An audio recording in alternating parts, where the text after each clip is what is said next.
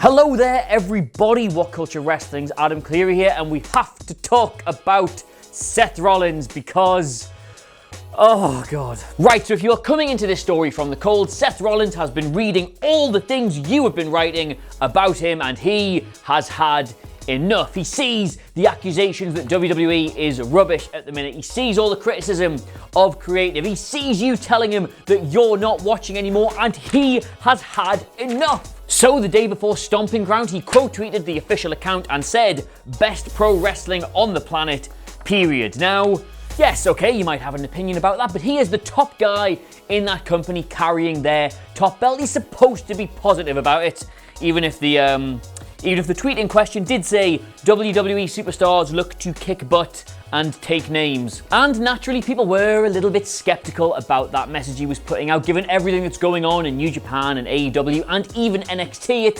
It's hard to make the case that WWE is the best pro wrestling on the planet, period. Then during the show itself, Rollins doubled down on all of this when he said, "See that cruiserweight triple threat? And that's just one night, one match amongst the many." And I mean, yeah, fair enough. That was an incredible match. Point relatively proved, I guess. Game over. And it would have been game over if he just stopped there. Like, up until that point, those are the actions of a proper locker room leader. Like, he's the head of the dressing room, and he's put all the other guys over, he's put the company over, he's put the show over, and then he got a match that went a little bit of the way to proving his point for him. So yes, let's all just move on with our lives. He can stick his little Twitter win in his back pocket for another day.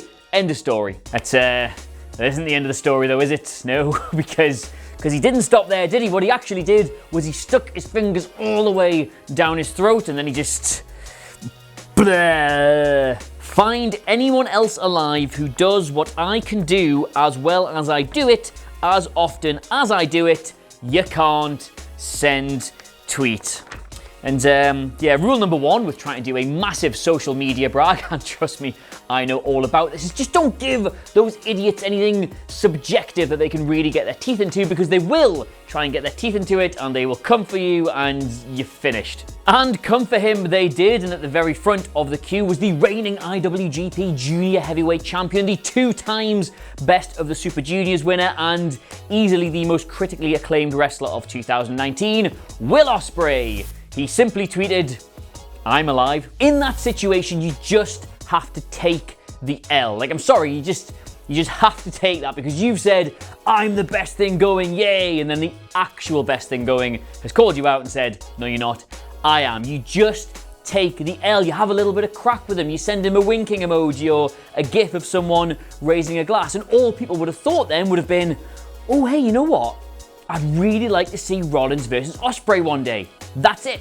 But he didn't do that, did he? No, he replied to the tweet and he said, "I'm sorry, little guy. We already have a better version of you here." And he just won his first US title tonight. Keep working hard though, buddy. The condescension there is so thick that Corey Graves wants to put a pair of gold hot pants on it. Oh, and I should point out as well that this was all after he called cage side seats dorks for pointing out that his really overbooked, highly jeered main event against Baron Corbin wasn't exactly the best pro wrestling on the planet, period. By this point, he is having a shocker. The problem here is not that he's having a Twitter spat. Like, wrestlers have Twitter spats all the time. They're usually quite entertaining, to tell you the truth. The problem is just the language he's using. It's just that grating, arrogant, boring heel shtick that comes straight out of the playbook of WWE's creative scripting. Like, go read back that "I'm sorry, little guy" bit. It's so easy to picture that coming out of the mouth of like Baron Corbin or Alexa Bliss or Steph or somebody like that. It's just a really bad look for a man who is supposed to be the top face in that company. Even the stuff he's saying, and it doesn't even make that much sense. Like, comparing Ricochet to Will Ospreay is like, it's really lazy, but everybody does it because of that match they had back in 2016. But just look at what's happened to the pair of them since then. Ricochet absolutely set the world on fire in NXT, but since he got drafted up to the main roster, he's just another victim of this really overbooked tactic WWE use for their baby faces on TV. They must all take punishment, they must all endure lots of chin locks, and Ricochet has been no different to anybody else. It is stunting his development. Ospreay, meanwhile, has completely repackaged himself as this ripped killer in New Japan. He's been working with their production department to come up with new moves, new spots, put on these critically lauded matches. He has become the best bout machine in the company that puts on the best bouts. So if Rollins wants to make all these points about the best pro wrestling on the planet, then Ospreay has grossly eclipsed Ricochet in the last year. But even then, that isn't the end of the world. It's just a little Twitter thing that would have been forgotten very, very easily. Seth Rollins had a bad take and he used some obnoxious language with which to frame his point. That's not the end of the world. You just take the L and you move on. But he didn't take the L and move on, did he? He played the worst possible card you can play. The money card. Yeah, well, Ospreay, if you want to talk about numbers, I probably make more money than you do. That is literally the worst patter on the entire planet. And within the space of 240 characters, Seth Rollins has made himself the new authority. Like, how can you be going out with Becky Lynch and not have access to a good comeback? And he kept going as well. I've sat back and watched idiots with no clue talk poorly about the place I dedicate my life to for every hour of every day. The level I perform at on Constant is untouchable. Time to let him know. First of all, Seth, the best storytellers actually show you. They don't have to tell you, but you've watched idiots with no clue talk poorly about the place you dedicate your life to. He doesn't mean...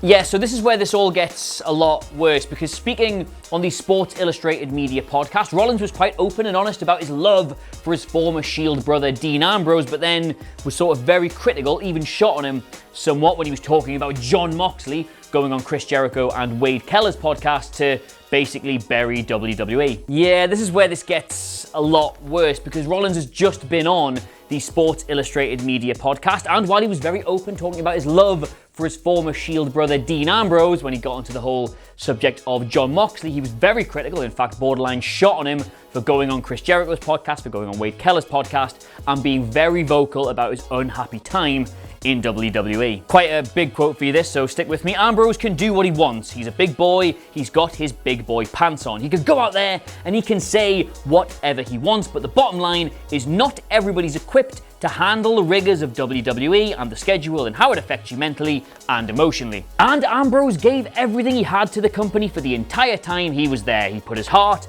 and his soul into the travel, into the schedule, into the injuries, into the work in the ring, and all that stuff. But at the end of the day, he took his ball and went home. He took his ball and he went home. If that is not a direct line fed to him by Vince McMahon, I don't even know where to begin with that statement. In one sentence, Seth Rollins has made himself the face of WWE for better or, you suspect, worse. And just to give you the lay of the land as I see it in this situation, when Jon Moxley finally got a chance to express himself, he became the hottest thing in the entire wrestling industry. When Seth Rollins got a chance to express himself, he came off as a bit of a dork who was extremely gotten to by things he's read on the internet. I just want to say at this point, because I can already feel the comments frothing up a bit, that I absolutely love Seth Rollins. We have footage of myself, Wilbur, Nicholas, all the rest of us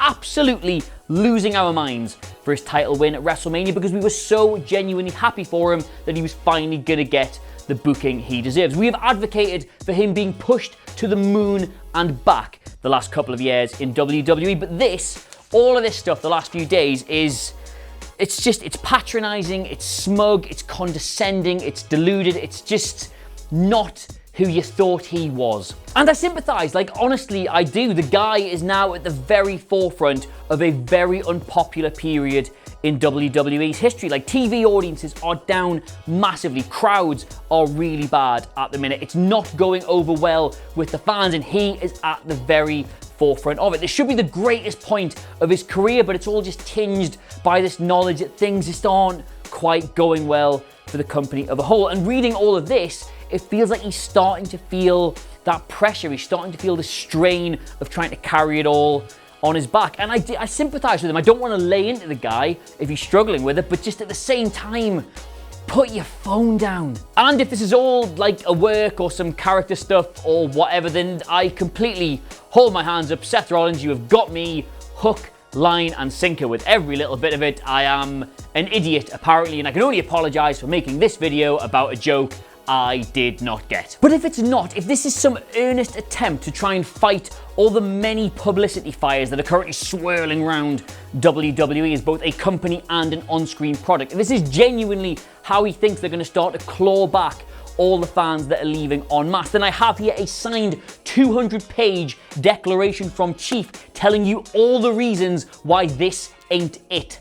And just for the record, Seth, if you are watching, Jon Moxley has not taken his ball and gone home. He has taken it to the G1, where he's going to put on a series of physically grueling and likely critically acclaimed matches. Meanwhile, your next feature event is going to be a mixed tag match against Baron Corbin and Lacey Evans, or as you might call it, the best pro wrestling on the planet, period. So, yes, from one Seth Rollins fan to I'm sure many, many more out there, let us know what you make of the last few days in the comments below. And of course, don't forget to like, share, and subscribe. But in the meantime, though, thank you so much for watching. I have, of course, been Adam Cleary, and I'll see you soon.